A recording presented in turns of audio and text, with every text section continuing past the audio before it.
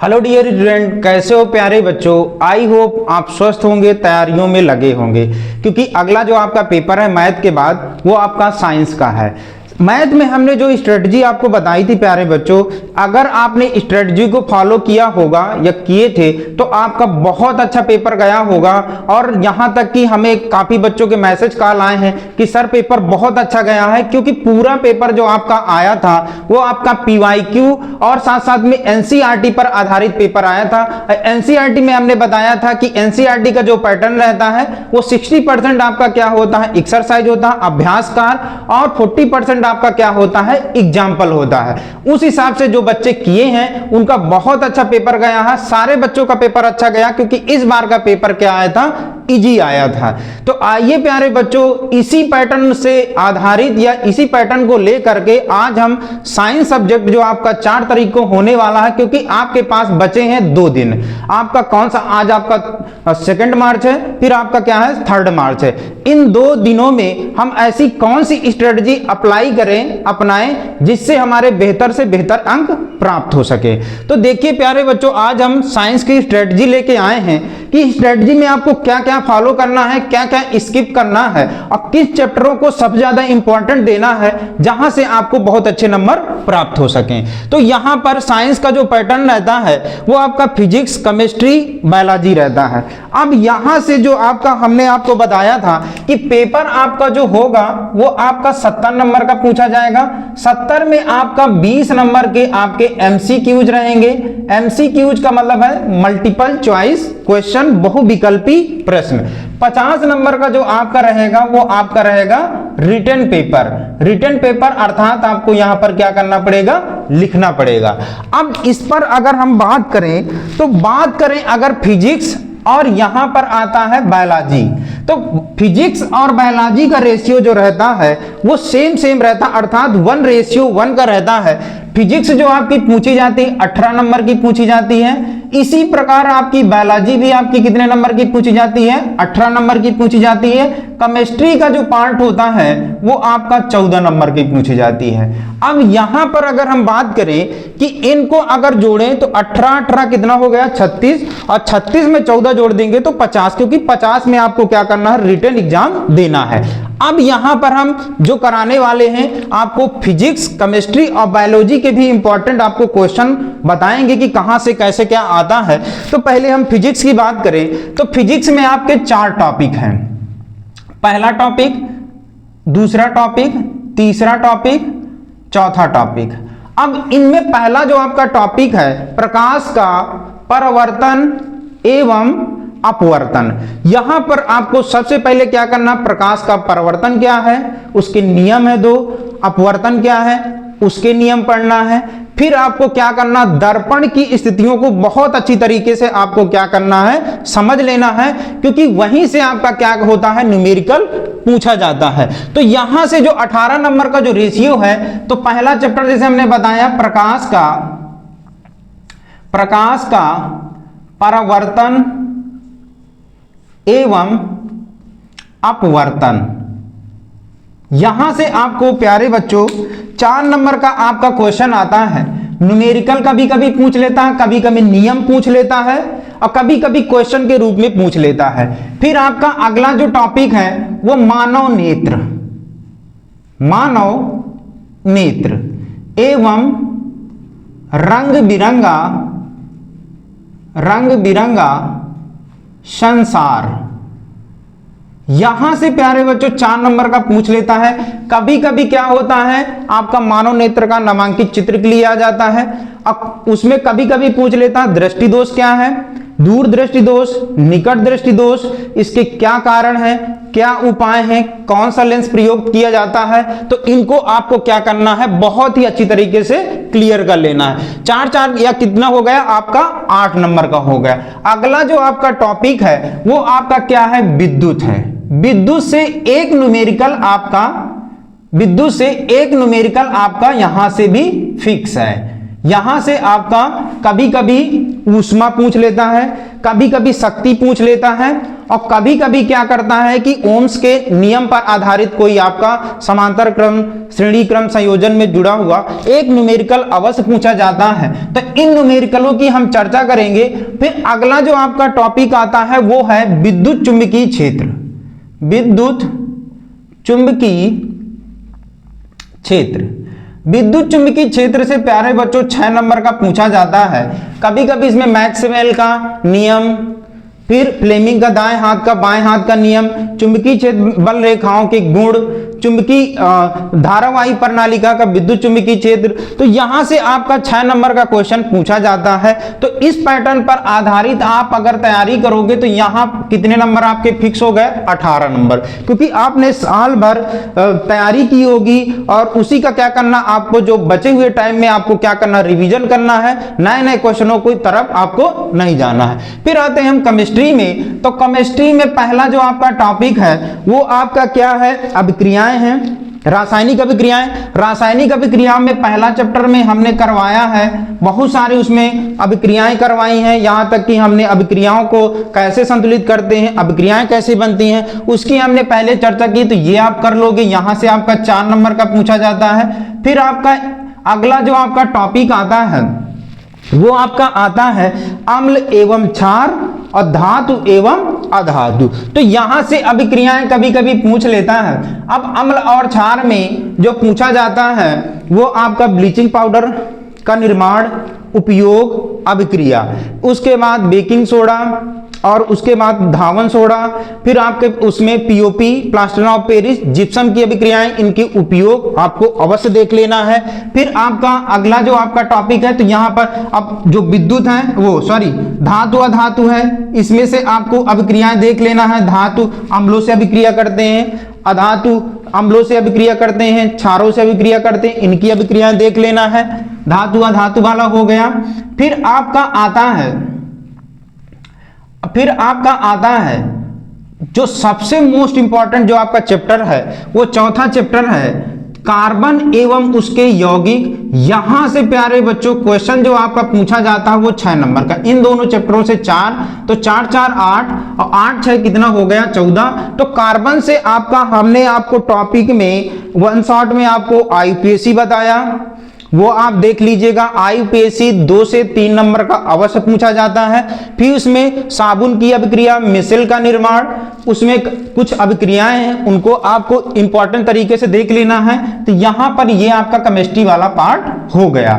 अब यहां पर जो भी आपको डाउट होगा कमेंट बॉक्स में आप अपना डाउट अवश्य भेजें, हम आपका क्वेश्चन अवश्य क्लियर करेंगे। फिर आपका आता है बायोलॉजी वाला पार्ट। बायोलॉजी वाले पार्ट में 2 आपके फिगर आते हैं। फिगरों में आपका जो आपका चित्र आता है वो आपका पूछा जाता है उत्सर्जन तंत्र, मानव पाचन तंत्र। कभी कभी क्या करता है कि चित्र बना लेता है, ABCD के फॉर्म में उनको दे देता है कि चिन्हित कर देता है कि यहाँ पर इसका क्या नामांकित होगा, यहाँ पर कौन सा भाग होगा। तो वो आप क्या करोगे, जब चित्र बनाओगे और उनको नामांकित करोगे तो वहां से आप उसको नाम को निर्धारित कर लेंगे, क्योंकि चित्र बनाकर आपका पूछा जाता है। एक क्वेश्चन आपका क्या होता है, पैसेज के रूप में आता है। कोई भी टॉपिक आप दे देता है, उस टॉपिक में क्या करता है 2-4 क्वेश्चन पुटअप करता है, उन आपको क्या करना, पैराग्राफ टाइप में रहता है। पैराग्राफ को आपको रीड करना है, रीड करने के बाद आपको क्वेश्चन वहां से ढूंढना है। फिर आपका यहां से हो गया बायोलॉजी वाला पार्ट में हमने बता दिया है इंपॉर्टेंट कुछ क्वेश्चन आपके बायोलॉजी के चैप्टर वाइज हैं, उनको आप अवश्य देख लीजिएगा जो इंपॉर्टेंट आपके पूछे जाते हैं। जो हमें यहां पर कराना है फिजिक्स और केमिस्ट्री के जो मोस्ट रिपीटेड हैं या पीवाईक्यू में पूछे गए प्रश्न है, न्यूमेरिकल वाले करवाना है। तो आज प्यारे बच्चों हमने स्ट्रेटजी आपको बताया, इसी स्ट्रेटजी को आपको क्या करना, फॉलो करना है। और इस स्ट्रेटजी के अनुसार आप करोगे तो बहुत अच्छे नंबर, जिस हिसाब से आपने मैथ में बहुत अच्छा किया है उसी हिसाब से आप केमिस्ट्री और फिजिक्स बायोलॉजी में भी यानी कि साइंस में भी आप बहुत अच्छा करके आओगे। तो आइए प्यारे बच्चों, आज हमने जो क्वेश्चन लिया है वो आपका फिजिक्स का जो क्वेश्चन लिया है इसको बहुत ही आसानी तरीके से क्या करते हैं, सॉल्व करते हैं। 2 हमने क्वेश्चन लिया है जो आपके पीवाईक्यू में या आपके मॉडल पेपर में पूछे गए क्वेश्चन है जो बहुत ही आपके क्या है, इंपॉर्टेंट है। तो आइए प्यारे बच्चों इस क्वेश्चन को हल करते हैं। 5 सेंटीमीटर लंबा कोई बिंब 10 सेंटीमीटर फोकस दूरी के किसी अभिसारी लेंस से 25 सेंटीमीटर दूरी पर रखा गया है। प्रकाश किरण आरेख खींचना है और प्रतिबिंब की स्थिति, साइज अर्थात आकार एवं प्रकृति हमें क्या करना है, ज्ञात करना है। ये प्यारे बच्चों पीवाईक्यू में पूछा गया प्रश्न है, पीवाईक्यू में पूछा गया आपका प्रश्न है। और ये प्यारे बच्चों आपका 4 नंबर का क्वेश्चन आपका पूछा जाता है। तो हमें सबसे पहले क्या करना है, यहां पर बोला है कि अभिसारी लेंस, अभिसारी लेंस किसको कहते हैं, उत्तल लेंस को। उत्तल लेंस को क्या कहते हैं, उत्तल लेंस को क्या कहते हैं, अभिसारी लेंस। ऑब्जेक्टिव में कभी कभी पूछ लेता है कि ऐसा कौन सा लेंस है जिसे हम क्या कहते हैं, अभिसारी लेंस कहते हैं। तो अभिसारी लेंस उत्तल लेंस को कहते हैं। क्यों, क्योंकि ये क्या करता है, प्रकाश किरणों को एक जगह क्या करता है, फोकसित करता है, अर्थात एक ही जगह आपको केंद्रित करता है। और एक आपका जो आपका लेंस है वो आपका अवतल लेंस है। अवतल लेंस को क्या कहते हैं, अपसारी लेंस कहते हैं। तो पहले इसको क्या करते हैं, फिगर बनाते हैं। यहां पर बोला है कि कोई आप 5 सेंटीमीटर लंबा कोई बिंब 10 सेंटीमीटर फोकस दूरी के किसी अभिसारी लेंस पर रखा है। तो अब यहां पर लेंस की बात हो रही है, तो आपका अभिसारी या उत्तल लेंस जो आपका होता है वो आपका किनारों पर पतला और क्या होता है, बीच में मोटा होता है। तो ये आपका क्या बन गया, आपका अभिसारी उत्तल लेंस बन गया।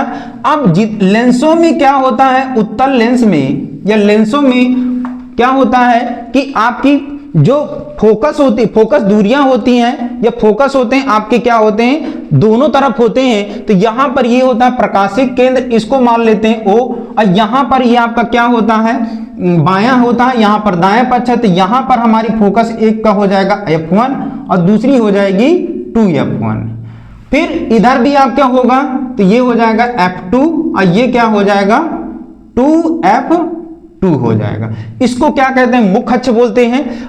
अब यहां पर देखेंगे तो यहां पर ये बोला है क्वेश्चन में कि 5 सेंटीमीटर लंबा कोई बिंब 10 सेंटीमीटर फोकस दूरी के किसी अभिसारी लेंस से, किसी अभिसारी लेंस, ये आपका क्या है, अभिसारी लेंस है, अभिसारी लेंस से कितनी दूरी पर रखा है, 25 सेंटीमीटर दूरी पर रखा है। तो फोकस दूरी कितनी हो गई, 10 सेंटीमीटर। अब फोकस दूरी की दुगना कर देंगे तो ये कितना हो जाएगा, 20। और इसको बोलते हैं वक्रता केंद्र। अब वक्रता केंद्र से भी कितनी दूरी पर रखा गया है, ये 25 सेंटीमीटर। तो यहां तक की दूरी 20 हो जाएगी, अर्थात यहां पर हमारा क्या है, बिंब रखा हुआ है। इसको हम मान लेते हैं A और B मान लेते हैं, ठीक। तो यहां पर देखिए फोकस दूरी कितनी है, 10, इसका दुगना कर देंगे तो कहां पर आ जाएंगे, वक्रता केंद्र। और वक्रता केंद्र से भी कितनी दूरी पर रखा गया है हमारा बिंब, 25 सेंटीमीटर की दूरी पर रखा गया। तो यहां पर हमारा क्या है, 25 सेंटीमीटर दूरी पर रखा गया है, ठीक। लेंसों में जो आपकी फोकस दूरियां होती हैं वो आपकी इधर भी होती है, इधर भी, क्योंकि उत्तल लेंस में क्या होता है, जितने भी आपके प्रतिबिंब बनते हैं वो दाएं साइड होते हैं। और उत्तल लेंस की क्या होती है, फोकस दूरी हमेशा क्या होती है, धनात्मक होती है। तो यहां पर ये आपका बिंब कितना है, लंबा कितना है, 5 सेंटीमीटर। अब क्या होता है, प्रकाश की किरणें मुख्य अक्ष के समानांतर आती हैं और कहां से टकराएंगी, लेंस से टकराएंगी। और टकराने के बाद कहां से होकर जाएंगी, फोकस से होकर जाएंगी। तो ये आपका फोकस से होकर जाएंगी। कुछ प्रकाश किरणें आपका केंद्र से होकर जाती हैं,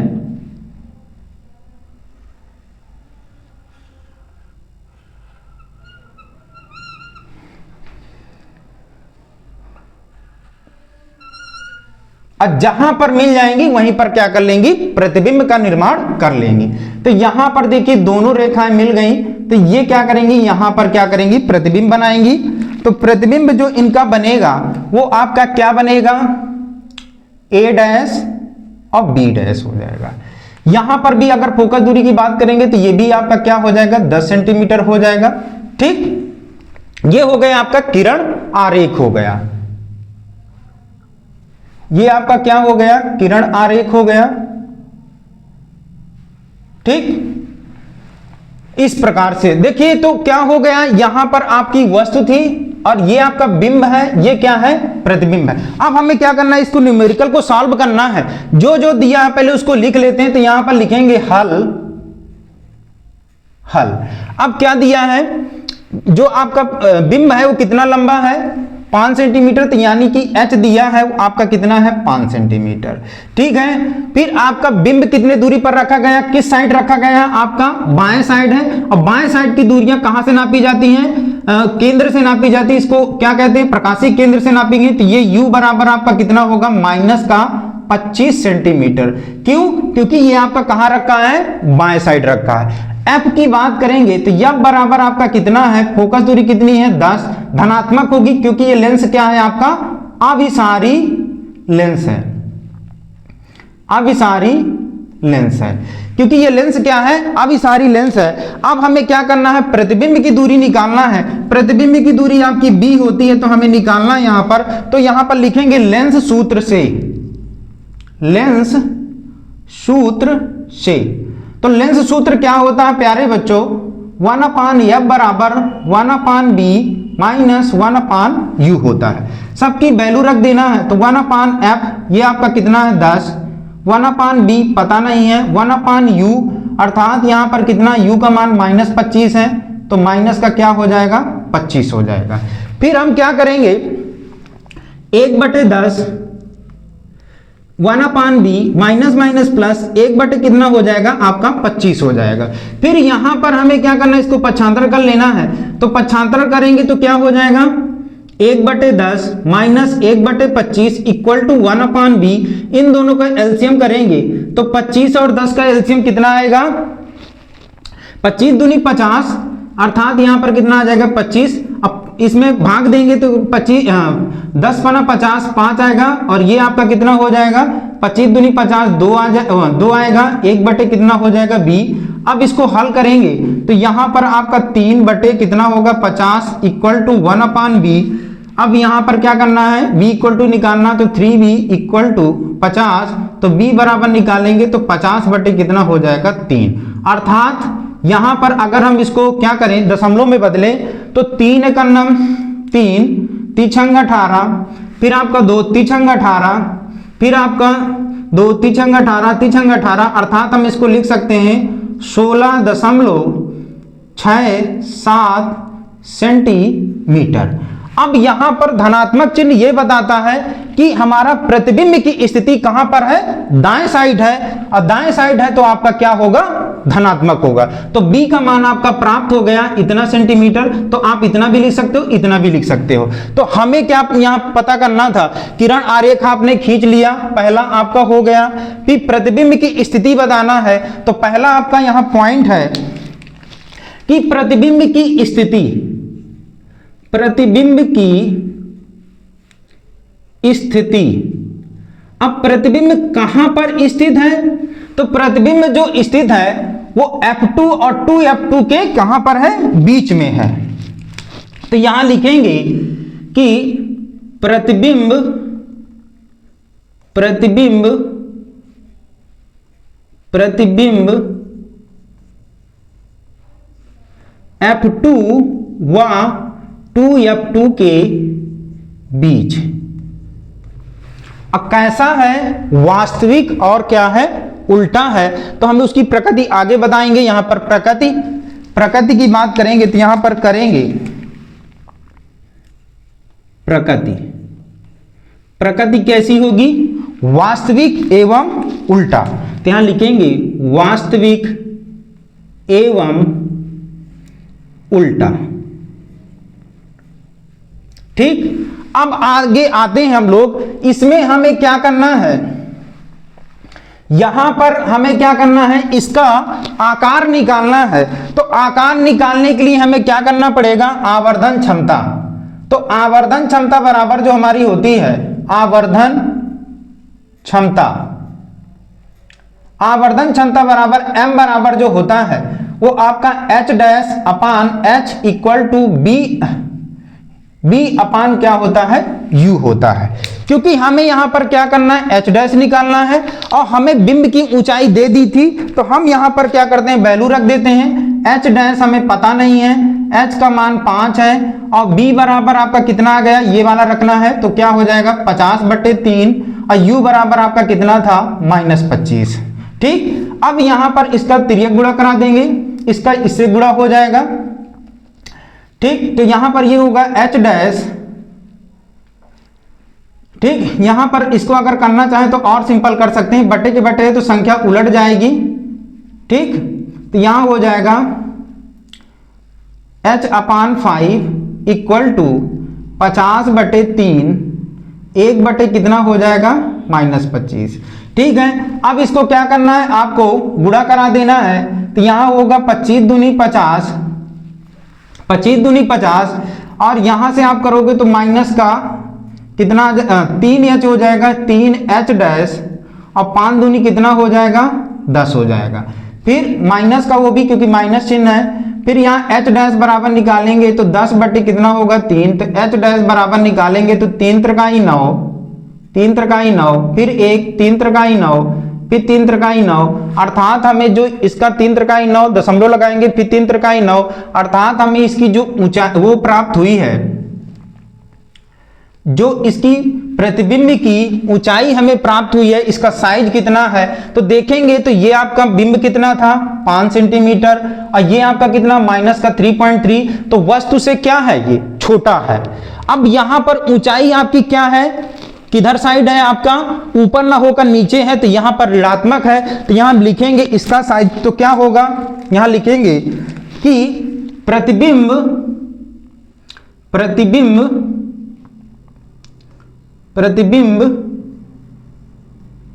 बिंब से छोटा